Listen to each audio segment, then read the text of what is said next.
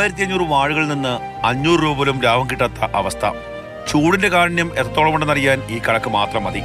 ഇങ്ങനെ കരിഞ്ഞുണങ്ങുന്നത് കർഷകരുടെ അധ്വാനമാണ്. വിളവെടുക്കാൻ പാകമായ വാഴകളാണ് വെയിലിൽ നശിച്ചത്. ഓണക്കാലത്തിന് ശേഷം തുടങ്ങിയ ദുരിതം. സെപ്റ്റംബർ ഒക്ടോബർ മാസങ്ങളിൽ പ്രതീക്ഷിച്ച മഴ ലഭിച്ചില്ല. ജനുവരിയോടെ വെയിൽ കടുത്തു. അതോടെ വാഴകൾ കരിഞ്ഞു തുടങ്ങി. ദിവസങ്ങൾക്ക് മുമ്പ് വാഴകൾ പലതും ഒടിഞ്ഞു വീണു. 18 കർഷകർ ഒരുമിച്ച് നിന്ന് കൃഷി ചെയ്തതാണ് ഈ 1000 മൂട് വാഴ. ഇപ്പം തന്നെ നമുക്കറിയാം നഷ്ടത്തിലേക്ക് പോകാൻ പോകുന്നതാണ്. എന്നാൽ വെള്ളമടിക്കുവാൻ നമുക്ക് മോട്ടറില്ല, മറ്റു സന്നാഹങ്ങളൊന്നുമില്ലാതെ വന്നപ്പോഴത്തേക്കും ഞങ്ങൾ തളർന്നുപോയി. നേരിടുക എന്നുള്ളത് മാത്രമേ ഉള്ളായിരുന്നു ഞങ്ങളുടെ ഏക വഴി. വരൾച്ചയായതോടെ ജലാശയങ്ങൾ പറ്റിവരണ്ടു. കൃഷിക്കായി ഒരു തുള്ളി വെള്ളം പോലും കിട്ടാത്ത അവസ്ഥയുണ്ടായി. ഇതോടെയാണ് കൃഷിവിളകൾ നശിച്ചത്. മൈലം, കുളക്കട പഞ്ചായത്തുകളിലെ മാത്രം അവസ്ഥയല്ല, കൊല്ലം ജില്ലയുടെ കിഴക്കൻ മേഖലയിലെ കർഷകരുടെ എല്ലാം സ്ഥിതി ഇതാണ്.